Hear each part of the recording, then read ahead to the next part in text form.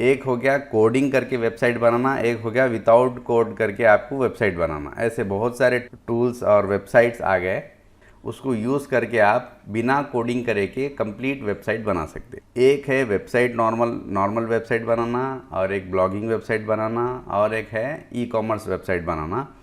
E commerce के आगे portals भी है जो कि वर्डप्रेस में हम बना सकते हैं। तो ये जितने भी डिफरेंट टाइप के वेबसाइट्स हैं वो आप बिना कोडिंग करके बना सकते। कोडिंग की ज़रूरत भी पड़ती, लेकिन कब पड़ती, अगर आपको फ्रॉम स्क्रैच बनाना है, यानी जो रेडीमेड जो कुछ भी है उसको बिना लिए के आपको कुछ अपने हिसाब का, अपने स्टाइल में, अपने डिज़ाइन में, अपनी फंक्शनैलिटी में ऐड करना है, तो आप तब जाके वो जो कि अवेलेबल नहीं है तो वहाँ पर आप कोडिंग ऐड कर सकते हैं वो लेवल पे आके। और वैसे तो मैक्सिमम आपको हर टाइप की वेबसाइट आप वर्डप्रेस पे बना ले सकते हैं। बेसिक से लेके एडवांस ई कॉमर्स वेबसाइट बनाने तक का देखना है अपने को। एक एक चीज़ अच्छे से समझना ज़रूरी है यहाँ पर। तो वर्डप्रेस फ्री ऑफ कॉस्ट है। ये वर्डप्रेस एक वेबसाइट है, एक डैशबोर्ड प्रोवाइड करता समझो। wordpress.com एक है और एक wordpress.org है। तो wordpress.com पे आपको यहाँ पर पेड प्लान्स रहते हैं, इसको बड़ा कर ले रहा हूँ, यहाँ पर इसके पेड प्लान्स रहते हैं। और wordpress.org में आप खुद अपना फ्री में जो है ना अपन मेहनत करके वहाँ पे बना ले सकते हैं। तो यहाँ पर देखो personal, premium, business, e commerce, यहाँ पर इसके ये पेड प्लान्स है।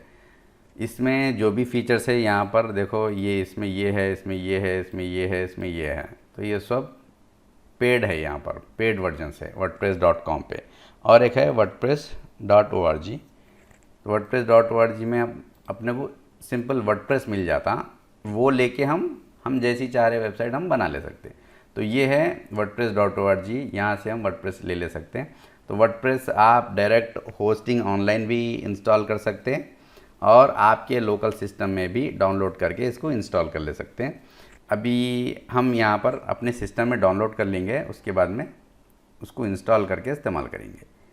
तो यहाँ पर चले गए wordpress.org में और डाउनलोड एंड इंस्टॉल बोल के है, तो मैं पहले डाउनलोड कर ले रहा हूँ। तो यहाँ पर है डाउनलोड वर्डप्रेस, अभी वर्जन चल रहा 5.9.2।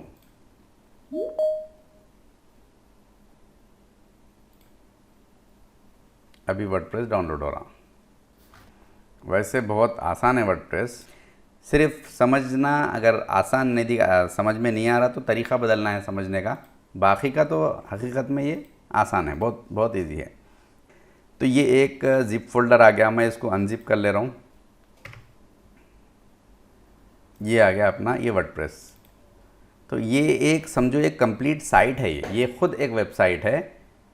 ये वर्डप्रेस एक डाउनलोड हो गया। अब इसके बाद में अपने इसको यूज़ करने के लिए अपने सिस्टम में एक छोटा सा टूल डाउनलोड करना है और इंस्टॉल करना है, वो है ज़ैम्प।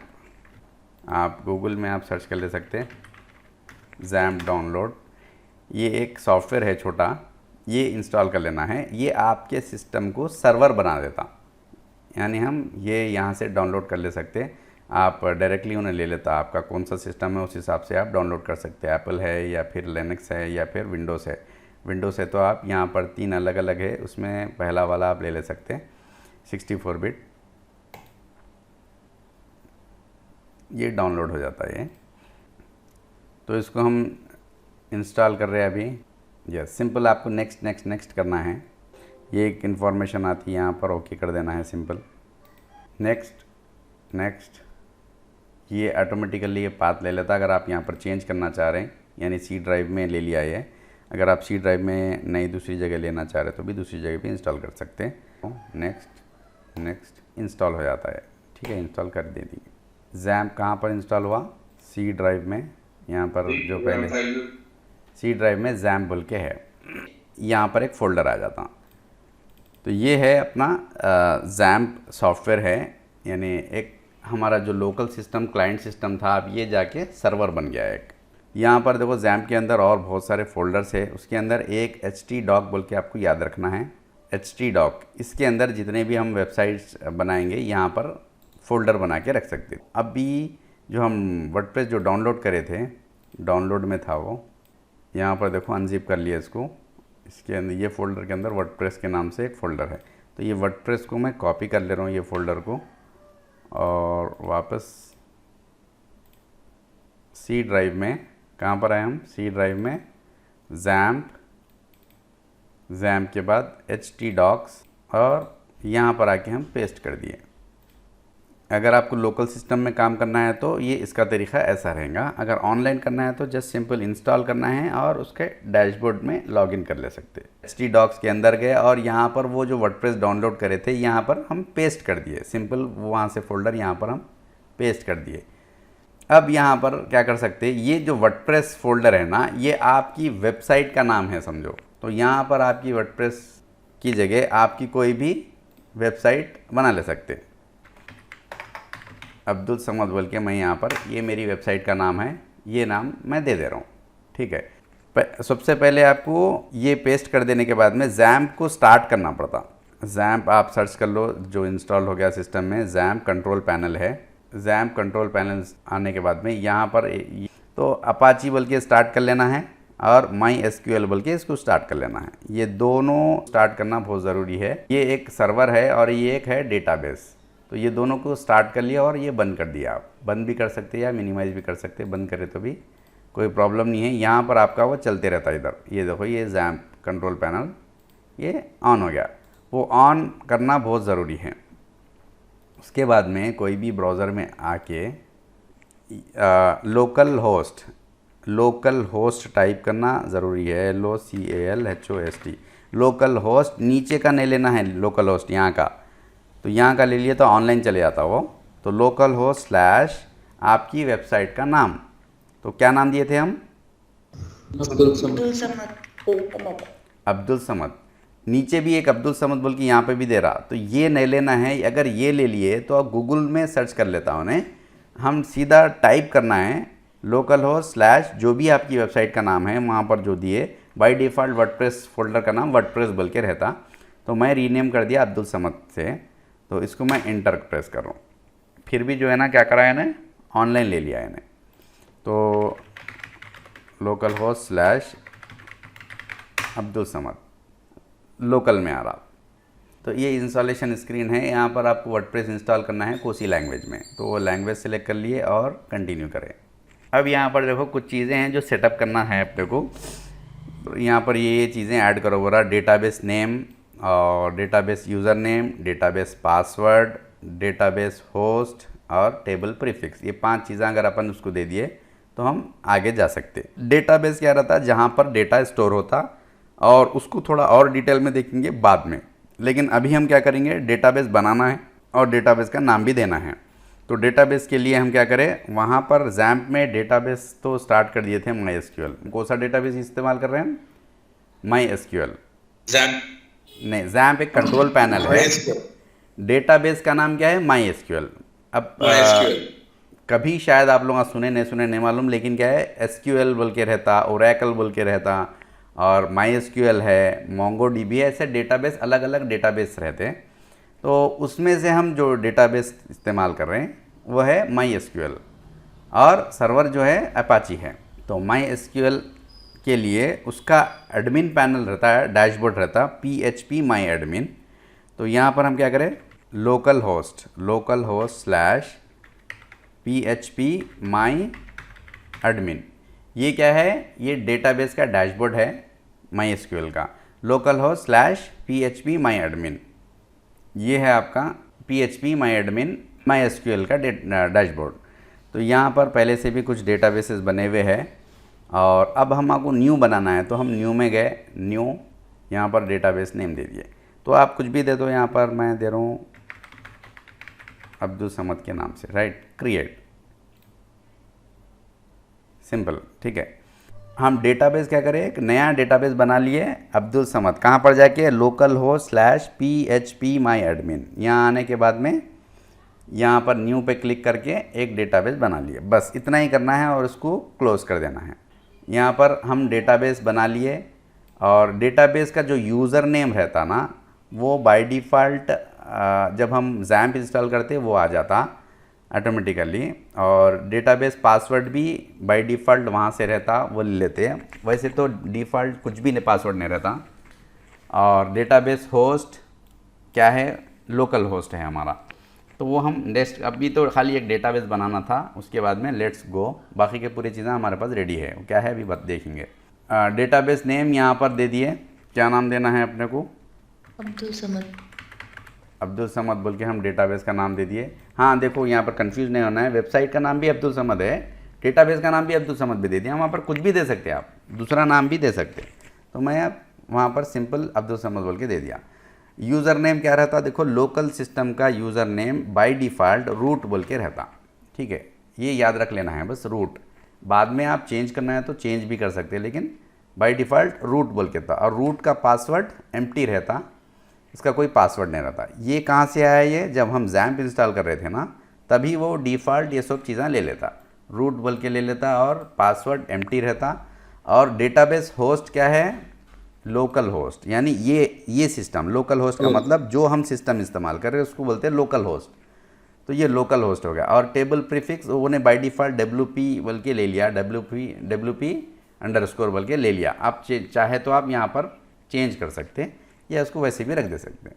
सिंपल हम क्या करें, यहाँ पर डेटाबेस नेम दे दिए, यूज़र नेम रूट है जो डिफ़ॉल्ट रहता, और पासवर्ड एम्प्टी है जो कि पासवर्ड नहीं है ये डेटाबेस को, इसको सबमिट कर दिए।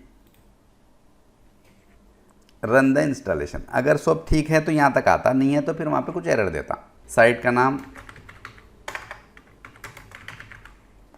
अब्दुल समद, और यूज़र नेम, ये यूज़र नेम क्या है, जब वर्डप्रेस इंस्टॉल हो जाएगा उसका जो डैशबोर्ड का यूज़र नेम है, लॉगिन करने के लिए वेबसाइट को एडिट करने के लिए, मॉडिफाई करने के लिए जो डैशबोर्ड रहता है वर्डप्रेस का, उसका यूज़र नेम है।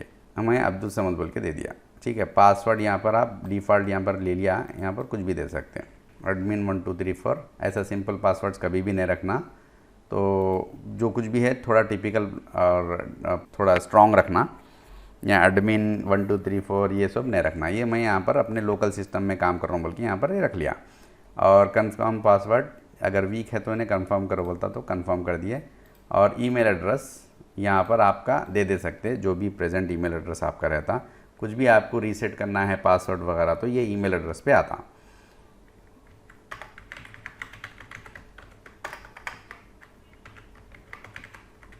यहाँ पर मैं एक पासवर्ड दे दिया। और सर्च इंजन विजिबिलिटी, ठीक है, तो ये एक इम्पॉर्टेंट है यहाँ पर, सर्च इंजन विजिबिलिटी ये पार्ट। अगर आप यहाँ पर चेक करें discourage search engine from indexing this site, तो ये क्या करता, जो भी सर्च इंजन रहता उसमें वेबसाइट को ये निकाल देता, यानी सर्च इंजन में नहीं लेके आता ये वेबसाइट को। अगर ये हम चेक करें तो इसको डिफ़ॉल्ट वैसे ही रख देना है अनचेक करके, तो हमारी वेबसाइट सर्च इंजन में विजिबल होती। तो इंस्टॉल वर्डप्रेस, यहाँ तक समझ में आएगा ना?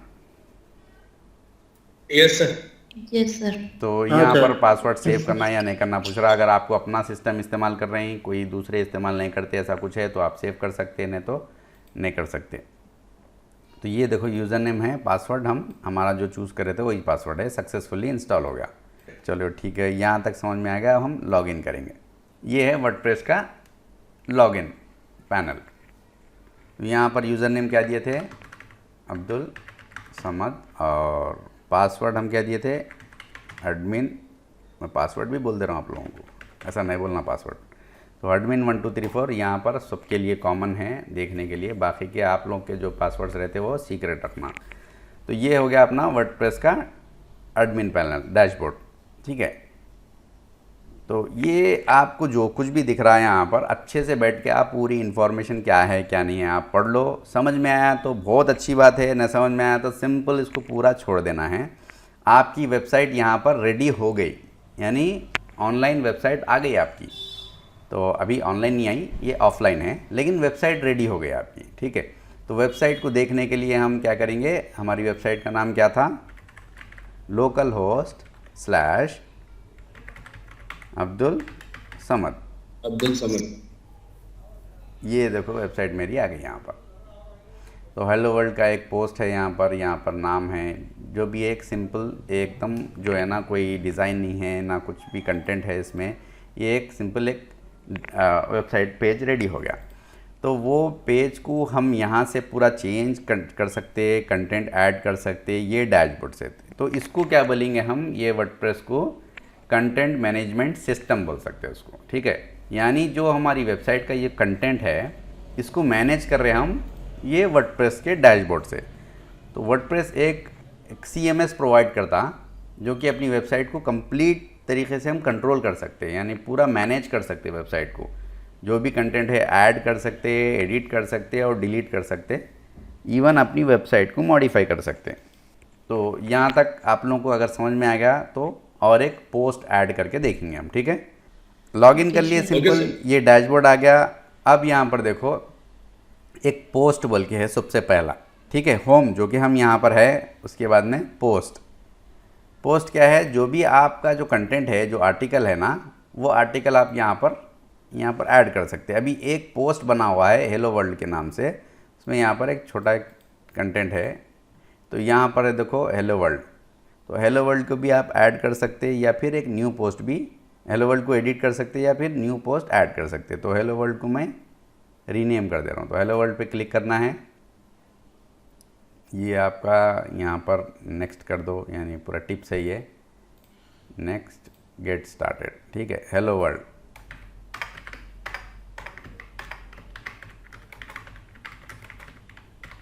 मैं फर्स्ट आर्टिकल बोल के लिख दे रहा हूँ और यहाँ पर हम कुछ कंटेंट डाल देंगे।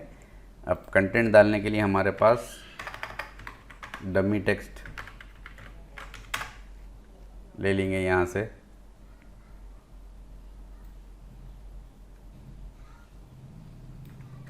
यहाँ तक कॉपी कर लिए, पेस्ट कर दिया मैं। जैसे कॉपी करें देखो हम, यानी ये हेडिंग बड़ी है और यहाँ पर ये टेक्स्ट पैराग्राफ छोटा है, तो सेम वैसे ही ले लिया उन्हें।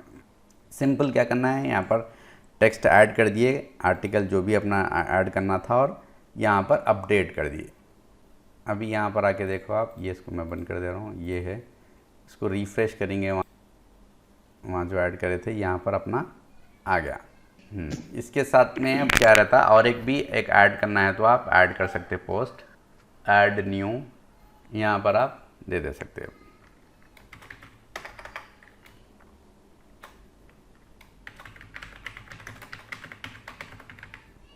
लर्निंग वर्डप्रेस, तो यहाँ पर आप टेक्स्ट कॉपी पेस्ट कर सकते हैं कहीं से भी ला लेके।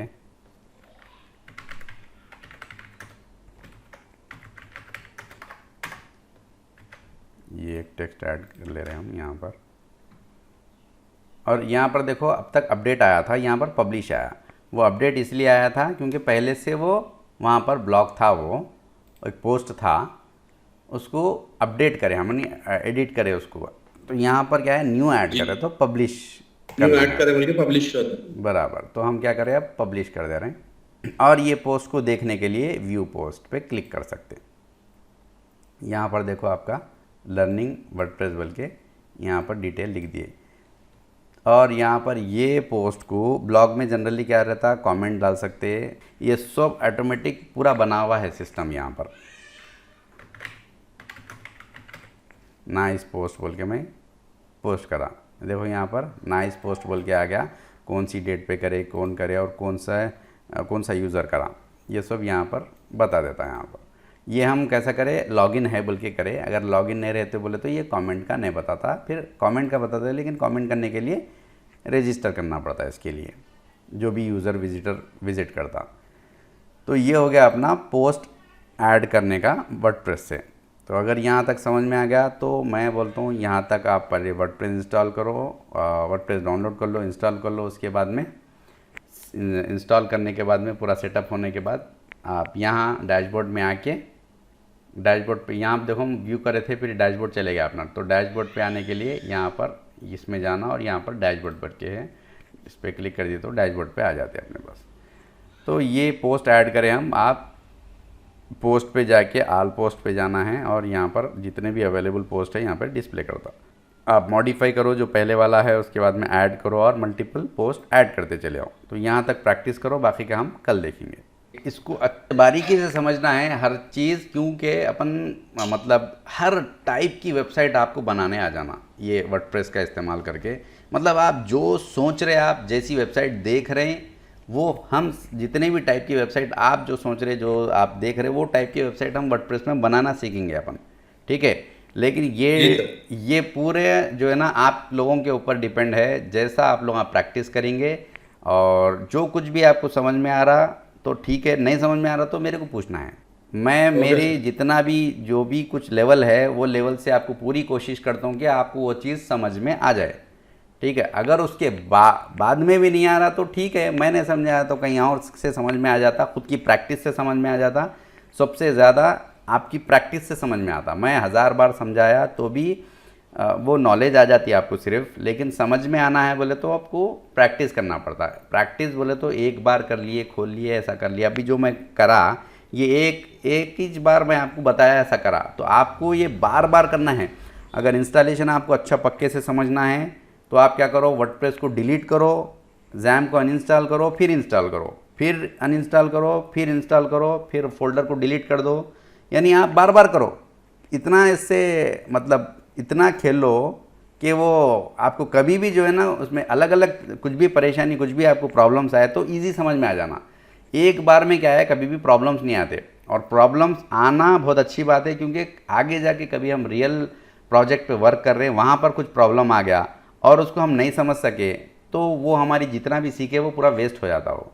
तो इसीलिए आपको प्रॉब्लम्स आना भी बहुत अच्छी बात है, और प्रॉब्लम्स आने के बाद उसको सॉल्व करना वो सबसे बड़ी बात है। सॉल्व करने के लिए आप क्या करना है, सिंपल बार बार प्रैक्टिस करना है। तो आपको कहाँ गलती करे, क्या प्रॉब्लम था, वो आपको इजी समझ में आया। तो इन सब का बातों का सबसे अहम निचोड़ ये है कि आपकी प्रैक्टिस सब कुछ आपको सिखा देती, इवन मेरी क्लास ज्वाइन नहीं भी करे तो, ठीक है। तो आज के लिए यहाँ तक, बाकी हम कल देखेंगे।